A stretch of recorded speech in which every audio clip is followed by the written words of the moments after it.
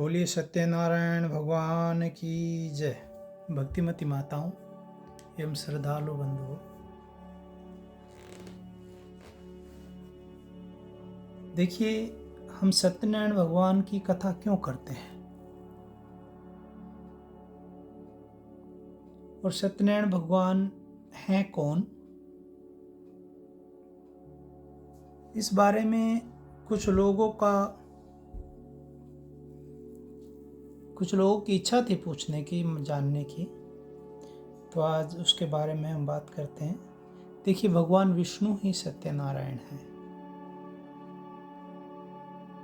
ये जो सत्यनारायण कथा है यह स्कंद पुराण के रेवा खंड में उपलब्ध होती है। इसके मूल पाठ में लगभग 170 के आसपास संस्कृत श्लोकों में यह कथा है और यह कथा 5 अध्याय में बटी हुई है। इस कथा के मैं जैसा बताऊं आप लोगों को, इस कथा के 2 प्रमुख विषय हैं। एक, भगवान को भूलना या अपने संकल्प को भूलना, और दूसरा प्रसाद का अपमान करना। ये पूरी कथा में आप देखेंगे छोटी छोटी कहानियों के माध्यम से बताई गई है जो यह कथा है। सत्य का पालन न करने पर भगवान कैसे रुष्ट हो गए और जब भगवान प्रसन्न होते हैं तो किस प्रकार से भक्तों के दुखों का निवारण करते हैं। ये जो कथा है ये कलयुग में विशेष फलदायी मानी जाती है। ऐसा बताते हैं भगवान सत्यदेव माने सत्यनारायण भगवान या भगवान विष्णु अनेक रूप धारण करके मनुष्य को मनवांछित फल देते हैं। देखिए सत्यनारायण कथा में आप ये देखेंगे मुख्य सत्य, श्री, सत्य, नारायण और कथा। श्री से तात्पर्य है श्री ऐश्वर्य का प्रतीक है, श्री लक्ष्मी का प्रतीक है। तो जहां श्री है वहीं सत्यनारायण है, या जहां सत्यनारायण है वहीं श्री है। सत्यनारायण जहां है माने भगवान विष्णु जहां है, सत्य माने सत्य और नारायण माने भगवान का जो स्वरूप है वो सत्य स्वरूप है। जहाँ सत्य स्वरूप भगवान है यानी हमारे जीवन में सत्य अवश्य होना चाहिए। आप सत्यनारायण भगवान की कथा सुने या ना सुने वो इतना महत्वपूर्ण नहीं। यदि हम दिन भर झूठ बोलते हैं और भगवान सत्यनारायण की कथा करते हैं तो उसका क्या कोई विशेष महत्व नहीं है। तो सत्य हमारे जीवन में अवश्य होना चाहिए। सत्य है तो नारायण है और सत्य नारायण है तो श्री भी आएगी।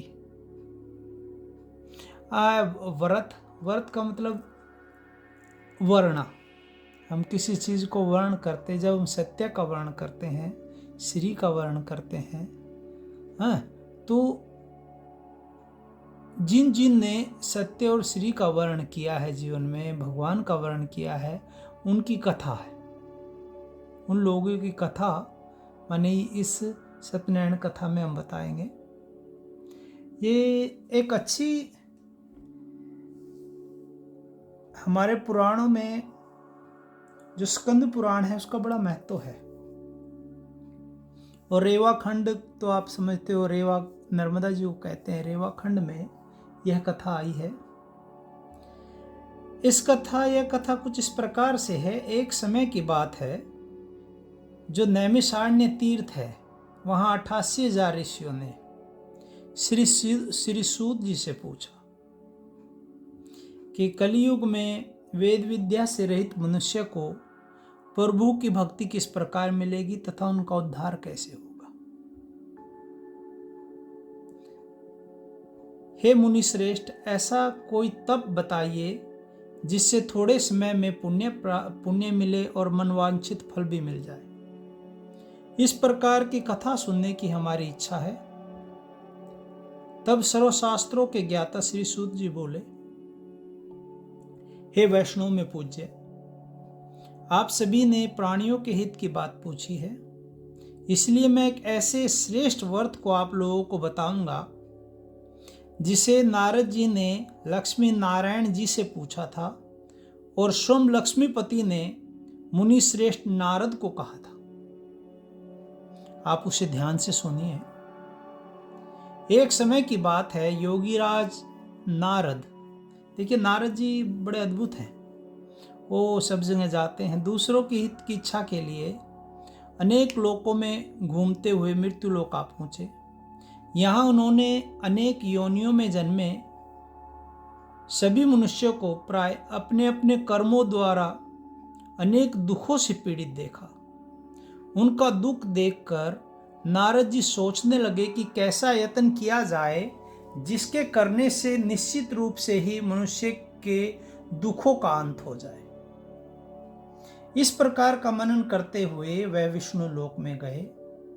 वहां देवों के इस नारायण की स्तुति करने लगे,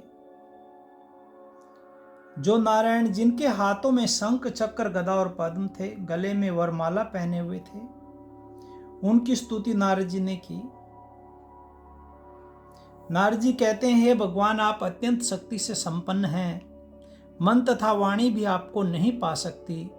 आपका आदि मध्य तथा अंत नहीं है। निर्गुण स्वरूप सृष्टि के कारण भक्तों के दुख को दूर करने वाले आप हैं। आपको मेरा प्रणाम, मेरा नमस्कार है। नारद की स्तुति सुन भगवान विष्णु बोले, हे मुनि श्रेष्ठ, आपके मन में क्या है? आप किस कार्य के लिए पधारे हैं, सो निसंकोच कहें। इस पर नारद मुनि बोले कि प्रभु, मैं मृत्युलोक में अनेक योनियों से जन्मे मनुष्य और उनके कर्मों के द्वारा अनेक दुखों से दुखी लोगों को मैंने देखा है।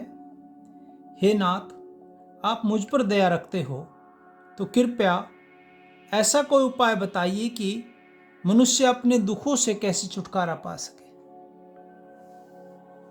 यहां श्री हरि बोलते हैं, श्री हरि बोले नारद जी को, मनुष्यों की भलाई के लिए तुमने नारद बहुत अच्छी बात पूछी है, जिसके करने से मनुष्य मोह से छूट जाता है। वह बात मैं कहता हूं, सुनो। स्वर्ग व मृत्युलोक दोनों में एक दुर्लभ उत्तम व्रत है जो महत् पुण्य देने वाला है। आज प्रेम वश होकर मैं तुम्हें कहता हूं। श्री सत्यनारायण भगवान का यह व्रत अच्छी तरह विधान पूर्वक मनुष्य तुरंत ही यहां सुख भोग कर मरने पर मोक्ष को पाता है। श्री हरि के वचन सुन नारद जी बोले कि उस व्रत का फल क्या है और उसका विधान क्या है। यह व्रत किसने किया था और इस व्रत को किस दिन करना चाहिए, इसकी सब कुछ विधि विस्तार पूर्वक बताएं। नारद की बात सुनकर श्री हरि बोले, दुख व शोक को दूर करने वाला, यह सभी स्थानों पर विजय दिलाने वाला, मानव को भक्ति व श्रद्धा के साथ शाम को श्री सत्यनारायण की पूजा धर्मपरायण होकर ब्राह्मणों व बंधुओं के साथ करनी चाहिए। भक्ति भाव से नैवेद्य केले का फल, घी, दूध और गेहूं का आटा संभाले। गेहूं के स्थान में साटी का आटा, शक्कर तथा गुड़ लेकर सभी भक्षण योग्य पदार्थों को मिलाकर भगवान का भोग लगाएं। ब्राह्मणों सहित बंधु बांधु को भोजन कराएं। तत्पश्चात स्वयं भोजन करें। भजन कीर्तन के साथ भगवान की भक्ति में लीन हो जाएं। इस तरह सत्यनारायण भगवान का यह व्रत करने पर मनुष्य की सारी इच्छाएं निश्चित रूप से पूरी होती हैं और इस कली काल में मृत्यु लोक में मोक्ष का यह अत्यंत सरल उपाय है। तो यह श्री सत्यनारायण व्रत कथा का प्रथम अध्याय संपूर्ण हुआ। बोलिए श्री सत्यनारायण भगवान की जय। इसके बाद दूसरा अध्याय है। यहाँ सूत जी कहते हैं, ऋषियों, जिसने पहले समय में इस व्रत को किया है उनका इतिहास भी मैं कहता हूँ, ध्यान से सुनो।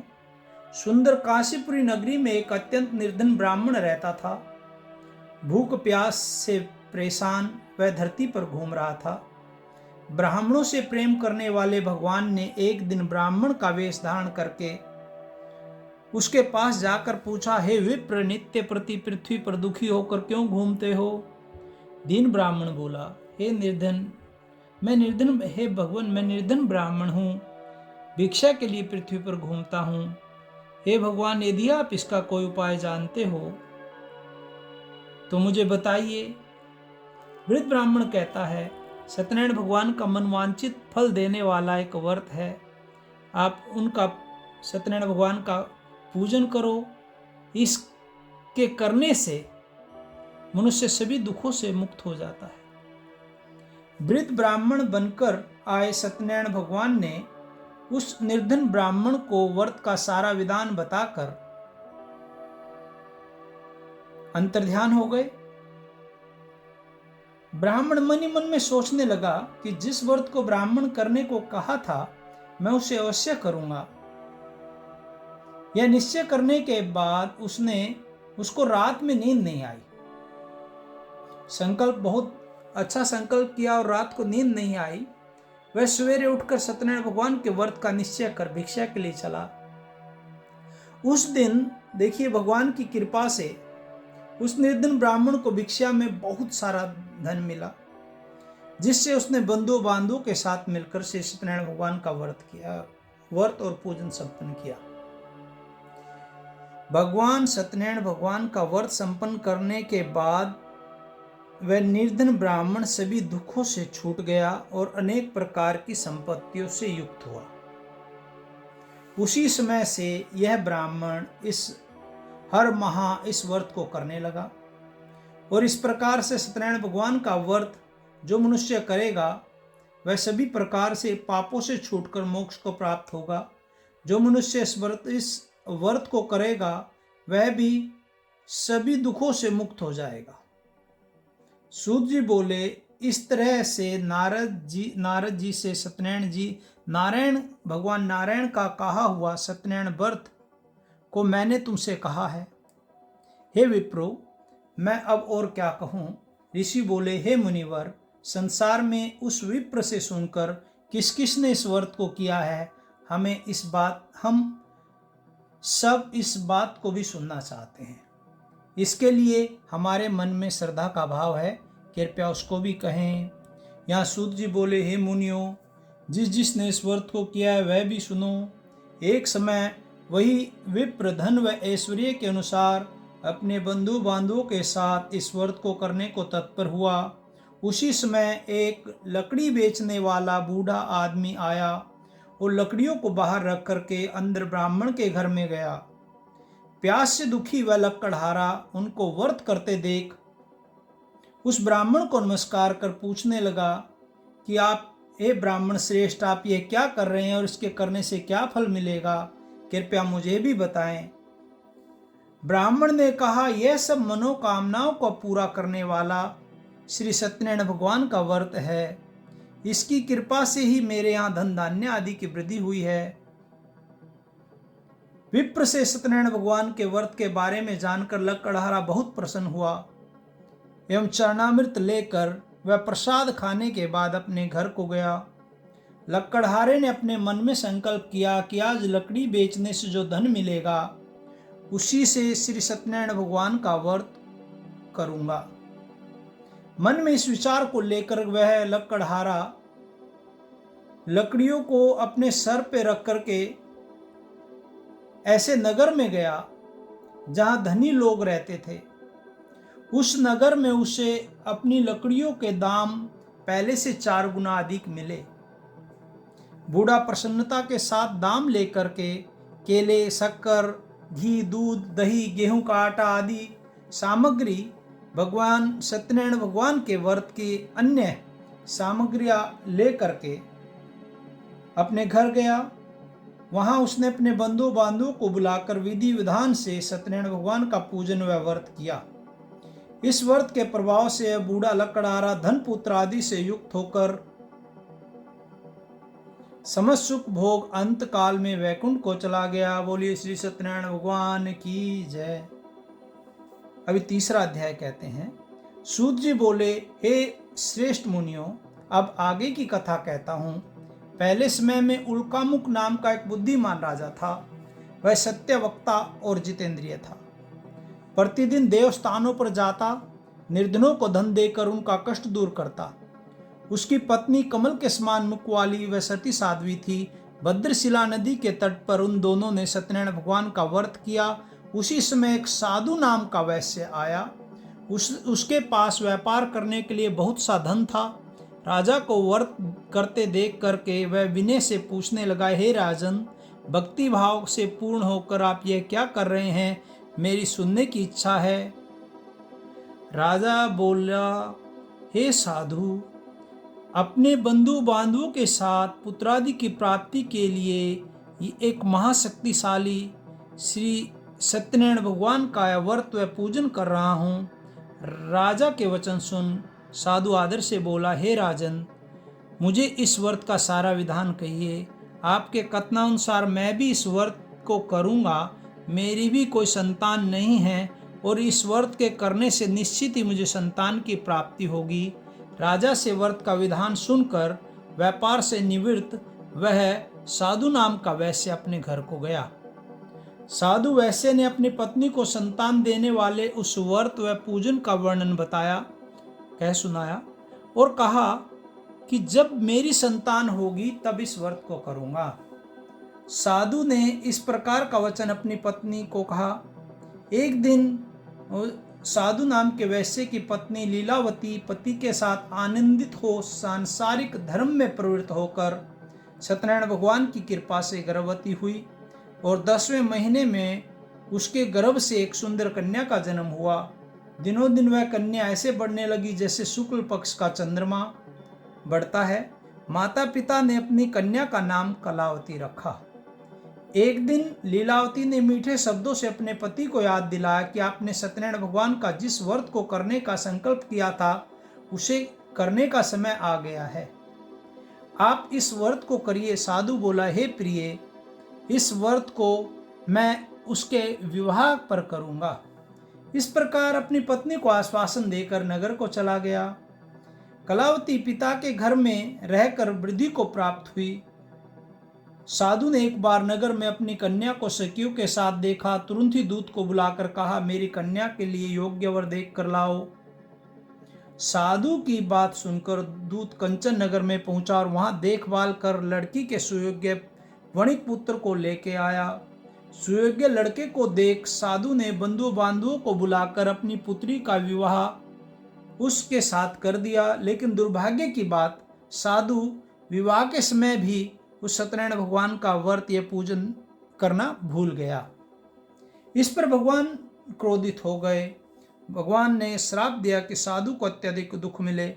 अपने कार्य में कुशल साधु बनिया जमाई को लेकर के समुद्र के पास स्थित रत्नसारपुर नगर में गया। वहां जाकर दामाद ससुर दोनों मिलकर के चंद्रकेतु राजा के नगर में व्यापार करने लगे। एक दिन भगवान सत्यनारायण की माया से प्रेरित एक चोर राजा का धन चुराकर भाग रहा था। उसने राजा के सिपाहियों को अपना पीछा करते देख चुराया हुआ धन वहां रख दिया जहां साधु अपने जमाई के साथ ठहरा हुआ था। राजा के सिपाहियों ने साधु वैश्य के पास राजा का धन पड़ा देखा और ससुर जमाई दोनों को बांध करके प्रसन्नता से राजा के पास ले जाकर के बोले, हम इन दो चोरों को पकड़ कर लाए हैं, कृपया इनको देख करके आगे की कार्रवाई की आज्ञा दें। राजा की आज्ञा से दोनों को कठिन कारावास में डाल दिया गया। उनका सारा धन भी छीन लिया। श्री सत्यनारायण भगवान के शाप के कारण साधु की पत्नी भी घर में बड़ी दुखी हुई। घर में जो धन रखा था उसको चोर चुरा ले गए। शारीरिक तथा मानसिक पीड़ा व भूख प्यास से अति दुखी हुई। अन्न की चिंता में कलावती एक ब्राह्मण के घर गई। वहां उसने श्री सत्यनारायण भगवान का व्रत होते देखा, फिर कथा भी सुनी। वह प्रसाद ग्रहण कर वह रात को घर वापस आई। माता ने कलावती से पूछा, हे अब तक कहाँ रही, तेरे मन में क्या है? कलावती ने अपनी माता को कहा, हे माता, मैंने एक ब्राह्मण के घर से सत्यनारायण भगवान का व्रत होते देखा है। कन्या के वचन सुन लीलावती भगवान के पूजन की तैयारी करने लगी। लीलावती ने परिवार व बंधुओं सहित सत्यनारायण भगवान का पूजन व व्रत किया और भगवान से वर मांगा कि मेरे पति व जमाई शीघ्र घर आ जावें। साथ ही प्रार्थना की कि हम सबका अपराध क्षमा हो। श्री सत्यनारायण भगवान इस व्रत से संतुष्ट हुए और राजा चंद्रकेतु को स्वप्न में दर्शन दे करके कहा, हे राजन, तुम उन दोनों वैश्यों को तुरंत छोड़ दो। तुमने उनका जो धन लिया उसे भी वापस कर दो। अगर ऐसा नहीं किया तो मैं तुम्हारा राज्य, धन, संतान सभी नष्ट कर दूंगा। राजा को यह कहकर के भगवान अंतर्ध्यान हो गए। प्रातःकाल सभा में राजा ने अपना सपना सुनाया। फिर बोले, हे वणिक पुत्रों, मैं आप लोग प्रातःकाल सभा में राजा ने अपना सपना सुनाया और बोले कि वणिक पुत्रों को कैद से मुक्त कर सभा में लाओ। दोनों ने आते ही राजा को प्रणाम किया। राजा मीठी वाणी में बोला, हे महानुभाव, भाग्यवश ऐसा कठिन दुख तुम्हें प्राप्त हुआ है, लेकिन अब तुम्हें कोई भय नहीं। ऐसा कह करके राजा ने उन दोनों को नए वस्त्राभूषण भी दिए और जितना धन लिया था उससे दुगना धन दे करके उनको वापिस कर दिया। दोनों वैसे अपने घर को चल दिए। बोलिए श्री सत्यनारायण भगवान की जय। अभी चौथा अध्याय में चलते हैं। वैश्य ने मंगलाचरण कर अपनी यात्रा आरंभ की, अपने नगर को चल पड़ा। उसके थोड़ी दूर जाने पर दंडी वेशधारी श्री सत्यनारायण भगवान ने उनकी परीक्षा लेनी चाहिए। उस दंडी वेशधारी ने साधु से पूछा, हे साधु, तेरी नाव में क्या है? वह अभिवाणी वणिक हंसता हुआ बोला, हे दंडी, आप क्यों पूछते हो? क्या धन लेने की इच्छा है? मेरी नाव में तो बेल व पत्ते आदि भरे हुए हैं। वैसे के कठोर वचन सुन भगवान बोले, तुम्हारा वचन सत्य हो। दंडी ऐसा वचन कहकर वहां से दूर जाकर के समुद्र के किनारे बैठ गए। दंडी के जाने के बाद साधु वैश्य ने नित्य क्रिया के पश्चात नाव को ऊंची उठते देखकर अचंबा माना और नाव में बेल पत्ते आदि देख करके मूर्छित जमीन पर गिर पड़ा। मूर्छा खुलने पर वह अंत्यत शोक में डूब गया। तब उसका दामाद बोला कि आप शोक न करें, यह दंडी का शाप है, इसीलिए हमें उनकी शरण में जाना चाहिए, तभी हमारी मनोकामना पूर्ण होगी। दामाद की बात सुनकर वह दंडी के पास पहुंचा और अत्यंत भक्तिभाव नमस्कार कर बोला, मैंने आपसे जो असत्य वचन कहे हैं उनके लिए मुझे क्षमा करें। ऐसा कहकर के महान शोकातुर हो रोने लगा। तब दंडी वेशधारी भगवान बोले, हे वणिक पुत्र, मेरी आज्ञा से तुम्हें बार बार दुख प्राप्त हुआ है, तू मेरी पूजा से मुख हुआ है। साधु बोला, हे भगवान, आपकी माया तो ब्रह्मा आदि भी देवता भी नहीं जानते, मैं एक अज्ञानी भला कैसे जान सकता हूँ। आप प्रसन्न होइए, अब मैं सामर्थ्य के अनुसार आपकी पूजा अवश्य करूँगा। मेरी रक्षा करो, पहले के समान नौका में धन भर दो। साधु वैश्य के भक्ति युक्त वचन सुन भगवान प्रसन्न हुए और उनकी इच्छा अनुसार वरदान देकर अंतर्ध्यान हो गए। ससुर जमाई जब नाव के पास आए तो नाव को धन से भरी हुई देख बड़े प्रसन्न हुए। वहीं उन्होंने अपने साथियों के साथ सत्यनारायण भगवान का पूजन किया और अपने नगर को चल दिए। जब नगर के नजदीक पहुंचे तो दूत को घर पर खबर करने के लिए भेज दिया। दूत साधु की पत्नी को प्रणाम कर कहता है कि मालिक अपने दामाद सहित नगर के निकट आ गए हैं। दूत की बात सुन साधु की पत्नी लीलावती बड़े हर्ष के साथ सत्यनारायण भगवान का पूजन कर अपनी पुत्री कलावती से कहा कि मैं अपने पति के दर्शन को जाती हूँ, तू भी कार्य पूर्ण शीघ्र आ जा।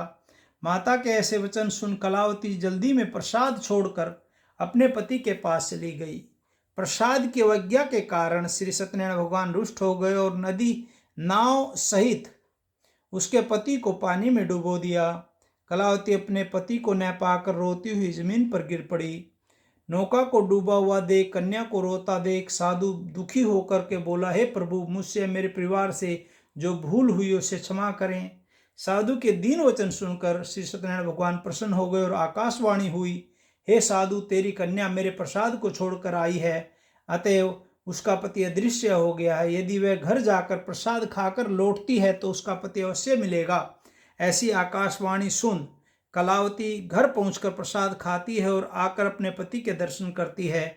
उसके बाद साधु अपने बंधु बांधवों सहित श्री सत्यनारायण भगवान की विधि विधान से पूजन करता है और इस लोक का सुख भोग कर अंत में सर्वलोक को जाता है।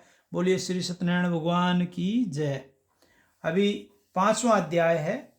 हे ऋषियों, मैं और आगे की कथा सुनाता हूं, उसे भी ध्यानपूर्वक सुनो। प्रजापालन में लीन तुंगध्वज नाम का एक राजा था।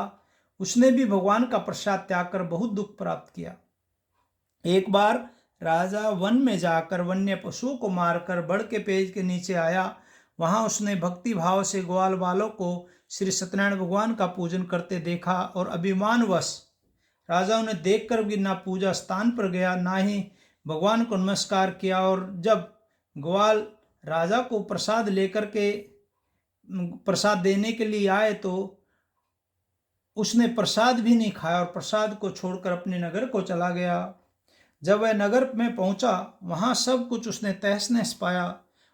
वह शीघ्र ही समझ गया कि भगवान ने ही किया है। वह दोबारा ग्वालों के पास पहुंचा, विधि पूर्वक पूजा कर प्रसाद को खाया तो भगवान सत्यनारायण की कृपा से सब कुछ पहले जैसा ही हो गया तथा दीर्घ काल तक वह सुख भोगने के बाद मरणोपरांत उसे सर्वलोक की प्राप्ति हुई। जो मनुष्य परम दुर्लभ इस व्रत को करेगा, भगवान सत्यनारायण की अनुकंपा से उसके घर धन धान्य की वृद्धि होगी, निर्धन धनी होगा और बंधन युक्त भय मुक्त, जिसको बंधन में कोई है तो वह बंधन मुक्त होगा। संतानहीन को संतान सुख मिलेगा। सारे मनोरथ पूर्ण होने पर मानव अंत काल में वैकुंठ धाम को जाता है। ऐसा इसका फलश्रुति है। सूत जी बोले, जिन्होंने इस व्रत को किया अब उनके दूसरे जन्म की कथा भी सुनो। वह वृद्ध स्थानंद ब्राह्मण ने सुदामा का जन्म लेकर के मोक्ष की प्राप्ति की। जो लकड़हारा था, लकड़हारे ने अगले जन्म में निषाद बनकर मोक्ष को पाया।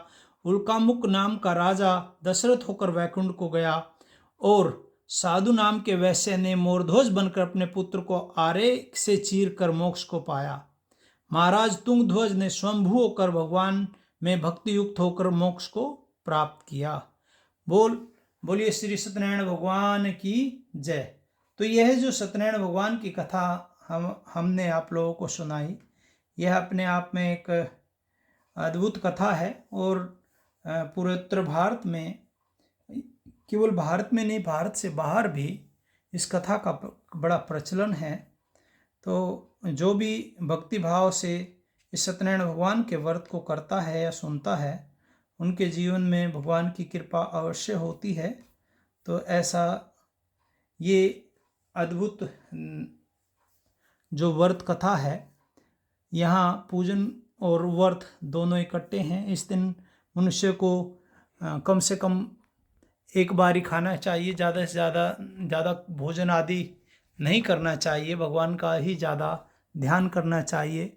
और जिस किस दिन भी, ऐसा कोई ज़रूरी नहीं, बहुत लोग केवल पूर्णमासी को ही करते हैं, ऐसा नहीं है। जिस किस दिन भी आपके पास समय हो आप कर सकते हैं, यदा कदा जिस भी दिन आपका पास अच्छा समय हो। केवल इसके लिए आवश्यकता है आपको भगवान का ध्यान करना है और अपने बंधु बांधव को बुला करके ब्राह्मण के द्वारा विधिवत इस कथा को सुने और भगवान का पूजन करें और व्रत करें, उपवास करें। यही इस कथा में करने का होता है। बाकी आप सब जानते ही हैं और ज़्यादा क्या कहूँ। आज के सत्र में केवल भगवान श्री सत्यनारायण भगवान की यह पूरी संपूर्ण कथा हमने आज आप लोगों को सुनाई। आशा करता हूँ आप लोग को आनंद आया होगा और ये भगवान का है। जो हरि कथा अनंत, हरि कथा अनंता, हरि अनंत, हरि कथा अनंता, तो हरि की कथा अनंत है। तो आप लोग भगवान की कथा का आनंद लें और एक बार श्रीमन नारायण नारायण नारायण, भजमन नारायण नारायण नारायण। बोलिए श्री कृष्ण भगवान की जय।